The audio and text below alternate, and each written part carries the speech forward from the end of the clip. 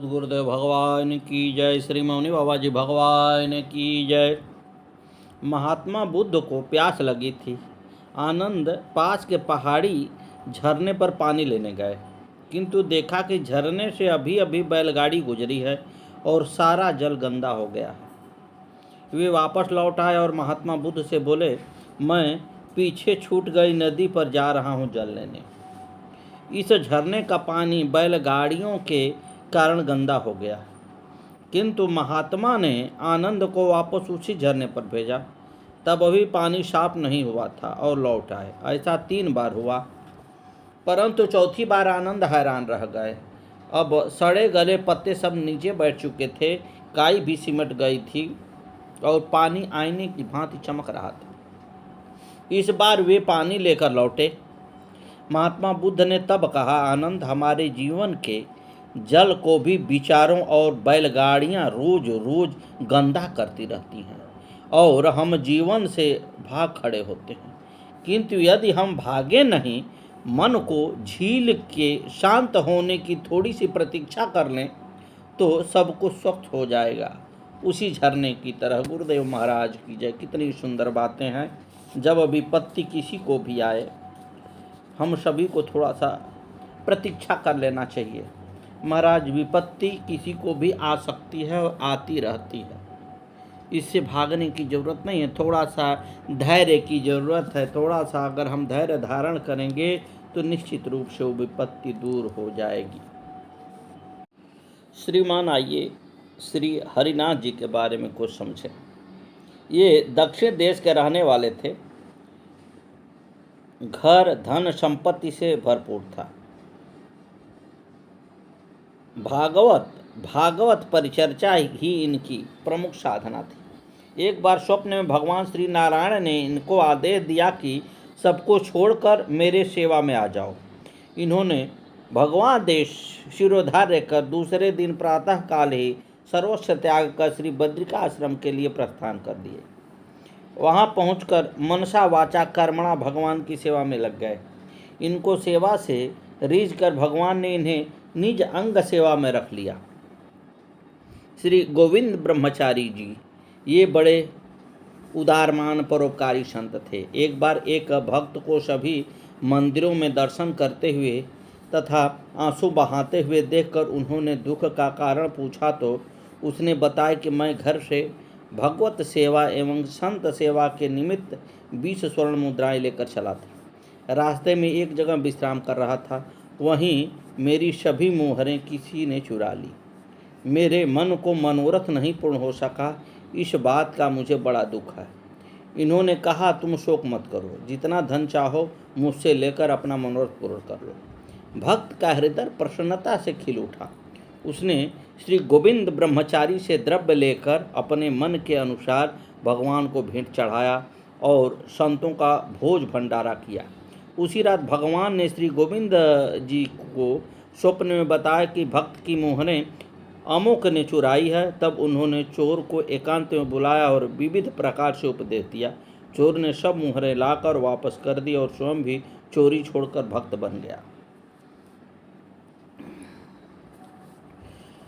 श्री गोविंद दास जी का जन्म ब्रज के निकट अतारी ग्राम में 1562 में हुआ था। वे ब्राह्मण थे। बाल्यावस्था से ही उनके वैराग्य और भक्ति के अंकुर प्रस्फुटित हो रहे थे। कुछ दिनों तक गृहस्थाश्रम का उपयोग करने पर उन्होंने घर छोड़ दिया, वैराग्य ले लिया। महावन में जाकर भगवान के भजन और कीर्तन में समय का सदुपयोग करने लगे। महावन के टीले पर बैठकर शास्त्रोक्त विधि से कीर्तन करते थे। धीरे धीरे उनकी प्रसिद्धि दूर दूर तक फैल गई। वे गान विद्या के आचार्य थे। काव्य एवं संगीत का पूर्ण रूप से उन्हें ज्ञान था। गोसाई विठलनाथ जी उनकी भक्ति निष्ठा और संगीत माधुरी से परिचित थे। यद्यपि दोनों का साक्षात्कार नहीं हुआ था तो भी दोनों एक दूसरे की ओर आकृष्ट थे। गोविंद स्वामी ने श्री विठलनाथ जी से सन 1592 में गोकुल आकर ब्रह्म संबंध लिया। उनके परम कृपा पात्र और भक्त हो गए। गोसाई जी ने कर्म और भक्ति का तात्विक विवेचन किया। उनके कृपा से वे गोविंद स्वामी से गोविंद दास हो गए। उन्होंने गोवर्धन को ही अपना अस्थायी निवास स्थित किया। गोवर्धन के निकट कदम्ब वृक्ष की एक मनोरम वाटिका में रहने लगे। वह स्थान गोविंद दास की कदम खंडी नामक से प्रसिद्ध है। वे सरस पदों की रचना करके श्रीनाथ जी की सेवा करते थे। ब्रज के प्रति उनका दृढ़ अनुराग और प्रगाढ़ आसक्ति थी। उन्होंने ब्रज की महिमा का बड़े सुंदर ढंग से बखान किया है।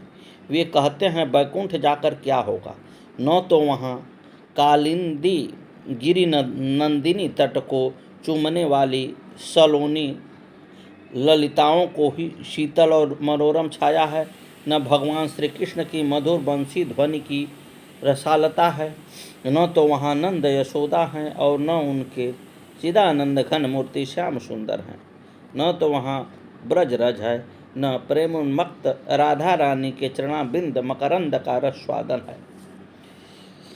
गोविंददास स्वरचित पदों को श्रीनाथ जी के सम्मुख गाया करते थे। भक्ति पक्ष में उन्होंने दैन्य भाव कभी नहीं स्वीकार किया। जिनके मित्र अखिल लोकपति साक्षात नंद नंदन हों, दैन्य भला उनका स्पर्श ही किस तरह कर सकता है। गोविंद दास का तो स्वाभिमान भगवान की सक्त निधि में संरक्षित और पूर्ण सुरक्षित था। गोसाई विठलनाथ ने उन्हें कवीश्वर की संज्ञा से समलंकृत कर अष्टछाप में सम्मिलित किया। संगीत सम्राट तानसेन उनकी संगीत माधुरी का आस्वादन करने के लिए कभी कभी उनसे मिलने आया करते थे। एक समय अतारी ग्राम में कुछ परिचित व्यक्ति उनसे मिलने आए। वे यशोदा घाट पर स्नान कर रहे थे। उन्होंने गांव वालों को पहचान लिया, पर वे नहीं जान सके कि गोविंद स्वामी वे ही हैं। उन्होंने गोविंद दास से पूछा कि गोविंद स्वामी कहाँ हैं। गोविंद दास ने कहा, वे तो मरकर गोविंद दास हो गए। आपका तात्पर्य था कि अब मुझ में स्वाभिमान नहीं रहा, मैं तो अब श्रीनाथ जी का सेवक मात्र हूँ। गांव वालों ने उनके चरण का स्पर्श किया, उनके पवित्र दर्शन से अपने सौभाग्य की सराहना की। एक दिन गोविंददास यशोदा घाट पर बैठकर बड़े प्रेम से भैरव राग गा रहे थे। प्रातःकाल के शीतल शांत वातावरण में चराचर जीव तन्मय होकर भगवान की कीर्ति माधुरी का पान कर रहे थे। बहुत से यात्री एकत्र हो गए। भक्त भगवान को रिझाने के निमित्त गा रहे थे। भक्त के हृदय की वात्सल्य ने भैरव राग का माधुर्य बढ़ा दिया। श्रोताओं में बादशाह अकबर भी प्रच्छन्न वेश में उपस्थित थे। उनके मुख से अनायास वाह वाह की ध्वनि निकल पड़ी। गोविंददास पश्चाताप करने लगे और उन्होंने उसी दिन से श्रीनाथ जी के सामने भैरव राग गाना छोड़ दिया। शब्द से उन्होंने अकबर को पहचान लिया था। उन्हें लगा कि जिस राग का आस्वादन किसी सामान्य मनुष्य ने न कर लिया, वह तो उच्छिष्ट हो गया। अब उस राग का भोग मैं अपने इष्ट देवता को कैसे लगाऊं? उसने हृदय में अपने प्राणेश्वर प्रेम देवता ब्रजचंद्र के लिए कितनी पवित्र निष्ठा थी। गोविंददास जी की भक्ति सांख्य भाव की थी। वल्लभ संप्रदाय में उन्हें श्रीदामा सखा का अवतार माना जाता था। श्रीनाथ जी साक्षात प्रकट होकर उनके साथ खेला करते थे, बाल लीलाएं किया करते थे। गोविंददास सिद्ध महात्मा और उच्च कोटि के भक्त थे। एक बार रासेश्वर नंद नंदन उनके साथ खेल रहे थे। कौतूहलवश गोविंददास ने श्रीनाथ जी को कंकड़ मारा। गोविंद विठलनाथ जी से पुजारी ने शिकायत की। गोविंददास ने निर्भयतापूर्वक उत्तर दिया कि आपके लाला ने तीन कंकड़ मारे थे। श्री विठल ने उनके सौभाग्य की सराहना की। भक्तों की लीलाएं बड़ी विचित्र होती हैं महाराज। उनको समझने के लिए प्रेम पूर्वक हृदय चाहिए होता है। एक बार गोविंददास जी श्रीनाथ जी के साथ गुल्ली खेल रहे थे। राजभोग का समय हो गया था। भगवान बिना दाव दिए ही मंदिर में चले गए। गोविंददास ने पीछा किया। श्रीनाथ जी की गुल्ली मारी। प्रेम राज्य में रमण करने वाले सखा की भावना मुखिया और पुजारियों की समझ में नहीं आया। उन्होंने उनको तिरस्कार पूर्वक मंदिर से बाहर निकाल दिया। गोविंददास रास्ते पर बैठ गए। उन्होंने सोचा कि श्रीनाथ जी इसी मार्ग से जाएंगे, बदला लेने में सुविधा होगी। उधर भगवान के सामने राजभोग रखा गया। मित्र रूठ कर चले गए। विश्वपति के दरवाजे से अपमानित होकर गए थे। भोग की थाली पड़ी रह गई। भोग अस्वीकार हो गया। सखा भूखा हो, रूठा हो और भगवान भोग स्वीकार करें, ऐसा असंभव है। मंदिर में हाहाकार मच गया। ब्रज के रंगीले ठाकुर रूठ गए। उन्हें तो उनके सखा ही मना पाएंगे। श्री विट्ठल नाथ जी ने गोविंददास की बड़ी मनौती की। वे उनके साथ मंदिर में आए। भगवान ने राजभोग स्वीकार किया। गोविंददास ने भोजन किया। मित्रता भगवान के पवित्र यश से धन्य हो गए। एक दिन गोविंद सखा शौच के लिए बाहर जंगल में गए हुए थे। प्रेम में झूमते हुए श्री कृष्ण भी वहां आ गए। वे गोविंद को मंदार के फलों से मारने लगे। इन्होंने भी जब श्री कृष्ण को देखा तो उठकर उन्हीं फलों से उनको भी मारा। इस प्रकार श्री कृष्ण और गोविंद सखा के बीच अपार कौतूहल हुए। उधर जब बहुत देर हो गई और ये घर नहीं गए, तब इनकी माता भी वहाँ आई। उन्हें देखकर ठाकुर जी गोविंद की ओट में छिप गए। इसी बहाने से गोविंद की मार से बच गए। गोविंद को देखकर मैया ने कहा, अरे ओट पाई उपद्रवी, तूने इतनी देर कहाँ लगाई? गोविंद बिना कुछ बोले मैया के संग चल पड़े। फिर थोड़ी देर बाद विचार आया कि मैं तो शौच करने बैठा था, परंतु शुद्धि तो की नहीं। तो तुरंत उन्होंने नियमानुसार शरीर की शुद्धि रूप सदाचार किया। श्री गोविंद सखा का श्री ठाकुर जी से प्रगाढ़ प्रेम था। अतः श्री ठाकुर जी के साथ खेलते समय वे प्रायः लौकिक सदाचार करना भूल ही जाते थे। एक बार पुजारी श्रीनाथ जी के लिए राजभोग की थाली ले जा रहा था। गोविंददास ने कहा कि पहले मुझे खिला दो, फिर मंदिर में ले जाना। यह सुनकर पुजारी को बड़ा क्रोध हुआ। उसने यह बात गोसाई जी से कही। गोसाई जी ने पूछने पर गोविंददास ने सख्य भाव के आवेश में कहा कि आपके लाला खा पी कर मुझसे पहले ही गाय चराने निकल जाते हैं। मुझे बाद में भोजन मिलता है, इसलिए मैं बाद में जाता हूँ, तो मुझे इन्हें ढूंढना पड़ता है। इनका सख्य भाव देखकर गोसाई जी ने यह व्यवस्था कर दी कि राजभोग के साथ ही साथ गोविंददास को भी खिला दिया जाए। भगवान को जो जिस भाव में चाहता है, वे उसी भाव में उनके वश में हो जाते हैं। इसमें कोई संदेह नहीं है महाराज।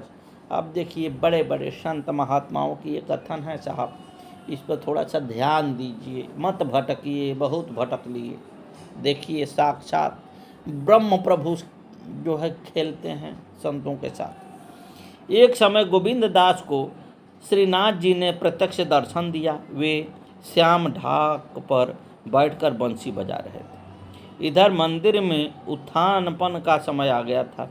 गोसाई जी स्नान करके मंदिर में पहुंच गए थे। श्रीनाथ जी उतावली में वृक्ष से कूद पड़े। उनका बागा वृक्ष में उलझकर फट गया। श्रीनाथ जी का पट खोलने पर गोसाई विट्ठल नाथ ने देखा कि उनका बागा फटा हुआ है।